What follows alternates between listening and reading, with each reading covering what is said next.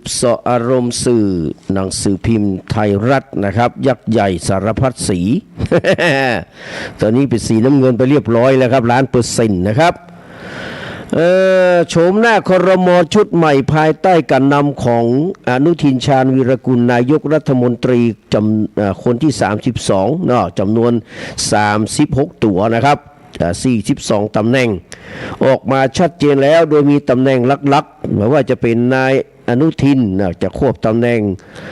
รัฐมนตรีมหาดไทยนายพิพัฒน์รัชกิจประการเป็นรองนายกแล้วก็ดูแลคมนาคมตัวนะฮะชาบิดาไทยเศรษฐ์เป็นรัฐมนตรีวัฒนธรรมชัยชนกชิดชอบรัฐมนตรีดิจิทัลเพื่อเศรษฐกิจและสังคมนะครับสุรศักดิ์พันเจริญวรกุลเป็นรัฐมนตรีว่าการ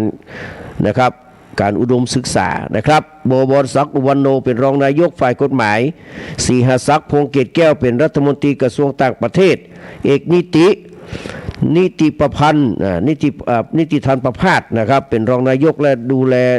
ควบการคลังนะครับอัธพลเลิกพิบุญเป็นรัฐมนตรีว่าการกระทรวงพลังงานนะครับพลตำรวจโทรุทธพลนวรัตน์เป็นรัฐมนตรีว่าการกระทรวงยุติธรรมบุรีรัมย์โดยตรงนะครับคนอื่นนี่ห้ามใจนะ นะครับต้องสายตรงบุรีรัมย์อย่างเดียวนะครับสุภจีสุธรรมพันธ์นะครับสุธรรมพันธ์รัฐมนตรีพาณิชย์อันนี้มันมีผู้ช่วยนะผมว่าอันไหนโอ้จะแยกการคนเดียวไหวกับเขาเนี่ย แล้วก็มีพลเอกณัฐพลนาคพาณิชย์รัฐมนตรีกลาโหมพลโทอดุลบุญธรรมเจริญนะครับเป็นรัฐมนตรีช่วยกลาโหมแล้วก็ธรรมนัสพรหมเผ่านะครับเป็นรองนายกและรัฐมนตรีเกษตรและสหกรณ์อัฐกรศิริรัตศักดิ์ศิริรัตยากรเนาะเป็นรัฐมนตรีการท่องเที่ยวและกีฬาและนฤมลพิญโยศินวัฒน์เป็นรัฐมนตรีกระทรวงศึกษาอัคราพรหมเผ่าเป็นรัฐมนตรีว่าการพัฒนาสังคมและความมั่นคงพัฒนาพร้อมพัฒน์นะครับเป็นรองนายกและรัฐมนตรีสาธารณสุขนะครับตรีนุชเทียนทองเป็นรัฐมนตรีแรงงานสุชาติชมกลิ่นเป็นรองนายกและรัฐมนตรีทรัพยากรธรรมชาติป่าบ่เหลือแน่ไว้นะ ธนากรวังบุญคงชนะครับเป็นรัฐมนตรีอุตสาหกรรมครับแล้วก็นอกนั้นก็แบ่งกันไปแต่ละคนแต่ละพรรคตามแต่ละกลุ่มเนาะก็นี่คือการเมืองระบบแบบไทยๆจะถูกใจพี่น้องประชาชนเท่าไหร่ก็เป็นแห่งเรื่องหนึ่งนะพี่น้องก็ไปฟังติเรือทั้งกลุ่มได้นะเพื่อว่าเพื่อนอาจจะมีดีก็ได้นะแต่ที่แน่ๆเป็นว่าสิริพงษ์อังคสกุลเกียรติครับรองหัวหน้าพรรคภูมิใจไทยตีปิ๊บล่วงหน้าระบุถึงนโยบายเร่งด่วนของรัฐบาลภายใต้การนำของพรรคภูมิใจไทยว่ามีนโยบายเรือธงก็คือโครงการคนละครึ่งที่มีเสียงตอบรับที่ดีโดยเอกนิติพันธ์ประภาสว่าที่รัฐมนตรีคลังได้ทำการบ้านอย่างหนักรวมถึงการควบคุมราคาพลังงานที่มีแนวโน้มว่าในไตรมาสแรก2569นี้ค่าไฟฟ้าจะสามารถลดลงได้นะพร้อมกับปรับลดค่าเชื้อเพลิงที่กำลังดูแนวทางสามารถปรับลดได้ขนาดไหนนี่สำหรับนโยบายชายแดนไทยกัมพูชานายกได้ให้แนวทางไว้อย่างชัดเจนว่าจะมาเปิดด่านอย่างแน่นอนเพราะว่าเปิดอยู่แล้ว จนกว่ากัมพูชานะครับจนกว่ากัมพูชาทำให้สถานการณ์ชายแดนพลิกมาเป็นปกติโดยอนุทินได้ให้แนวทางนะครับสุภจีสุธรรมพันธ์ว่าที่รัฐมนตรีพาณิชย์แก้ปัญหาคือป้องกันแม่ค้าแนวชายแดนโดยหาช่องทางทางการค้าใหม่ๆให้สามารถค้าขายเลี้ยงชีพได้แล้วก็ให้รัฐมนตรีการคลังดูแลแนวทางการเชิญชวนให้นักลงทุนย้ายฐานผลิตจากกัมพูชามาที่ประเทศไทยทุยเนี่ยไปได้ถึง2อย่างแล้วครับเพราะมันเปิดแล้วนะส่วนเรื่องนโยบายรถไฟฟ้า40 บาทเป็นแนวทางที่พรรคภูมิใจไทยมีแนวคิดเริ่มแรกตั้งแต่รถเมล์ไฟฟ้า20 บาทนะครับก่อนส่วนรถไฟฟ้าก็จะเป็นลักษณะคล้ายคิดกันความคิดคล้ายกันนะครับผมว่าวันนี้ พระราชบัญญัติตัวร่วมอยู่ในขั้นพิจารณาของวุฒิสภาหากวุฒิสภาทรงปิกแล้วมันมีการแก้ไขสภาสามารถเดินหน้าต่อได้ทันทีพรบตัวร่วมทำให้ราคารถไฟฟ้าถูกลงอย่างมีนัยสำคัญเมื่อพรบตัวร่วมผ่านแล้วคิดว่านโยบายรถไฟฟ้า40 บาทก็มีความเปลี่ยนไปได้นโยบายแต่ละเรื่องของรัฐบาลชุดนี้ถือเป็นความท้าทายเป็นว่าท้าทายอนุทินที่มีเวลาแค่4 ปีใจแก่4 เดือนนะครับก่อนยุบสภาตามข้อตกลงนะครับโอ้เสียงมันโดนนี่มาได้เลยครับตามข้อตกลงที่ทำไว้กับพรรคประชาชนดังนั้นนะครับช่วง4 เดือนหลังแถลงนโยบายต่อรัฐสภาแล้วจะเป็นตัวพิสูจน์ว่าแค่นโยบายขายฝันโชว์หล่อเฉพาะหน้าหรือฝีมือบริหารจัดการให้สำเร็จได้จริงซึ่งจะมีผลไปถึงการตัดสินใจของประชาชนในการเลือกตั้งหลังยุบสภาโดยพี่น้องก็มาดูเรื่องพรรคเพื่อไทยไปนะเนาะต้องบันทึกไว้ในประวัติศาสตร์การเมืองไทยพี่น้องเนอะนะครับเมื่อได้หันคุณทองทานท่านอดีตนายกคุณพินทองทาคุณเอ็มเนาะ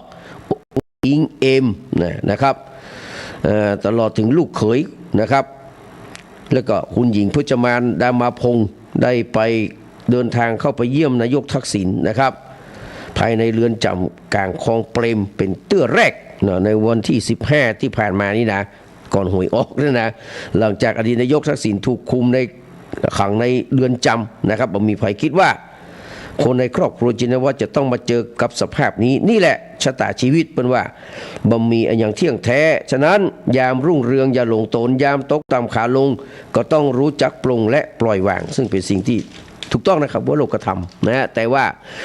การโดนคนอื่นกระทำนี่มันเป็นปัญหานะครับกระทำมันไม่ใช่ตั้งแต่นี่วันนี้วันเดียวนะครับมันเมินแล้วนะ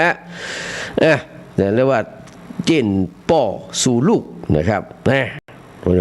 ลูกใดพ่อใดมันประพฤติเอาเองนะครับเพราะว่าแต่ที่แน่ๆผู้นำจิตวิญญาณของพรรคเพื่อไทยอย่างอดีตนายกทักษิณจะต้องถูกติดคอกอยู่ในเรือนจำทำให้คนในพรรคเพื่อไทยบางส่วนระสำระสายแต่แกนนำพรรคหลายคนก็ประกาศยืนยัดอยู่ต่อสู้เพื่ออยู่กับพรรคเพื่อไทยต่อไปล่าสุดในการประชุมพรรคเพื่อไทยเมื่อวันที่16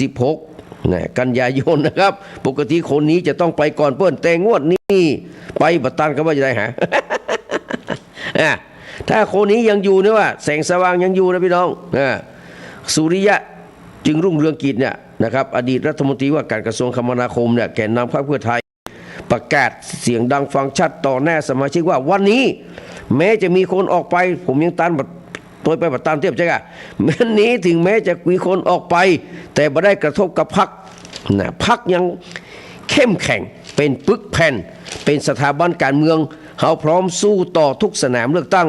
แต่ละสนามที่ลงไปเน้นทุกสนามโดยเฉพาะสนามเลือกตั้งใหญ่ขอให้สมาชิกทุกคนช่วยกันปฏิรูปพรรคถ้าอยากจะเสนอปรับเปลี่ยนแปรเปลี่ยนอะไรอย่างให้แจ้งมาเพราะพรรคยึดโยงกับสสช่วงแรกอาจจะต้องปรับตัวนะครับตอนนี้เริ่มปรับตัวได้แล้วว่าการทำหน้าที่ในสภาพรรคเขาจะเป็นพรรคฝ่ายค้านตัวจริงและจะเป็นหลักคือกับประเทศยืนยันเลือกตั้งครั้งหน้าพรรคสู้เต็มที่นะครับเมื่อแกนนำหลักอย่างสุริยะประกาศนักแน่นแบบนี้นะถือเป็นการปลุกขวัญให้กำลังใจสสได้เป็นอย่างดีนะครับแถมมีช็อตเด็ดเมื่อคุณหญิงพจมานดามาพงศ์อดีตภรรยาของท่านนายกทักษิณได้เข้ามาให้กำลังใจสมาชิกพรรคพร้อมกับบอกว่าชู้ส่งสัญญาณชัดไปยังผู้สนับสนุนพรรคเพื่อไทยนะแล้วก็ตัวเก่าก็จะสนับสนุนพรรคเพื่อไทย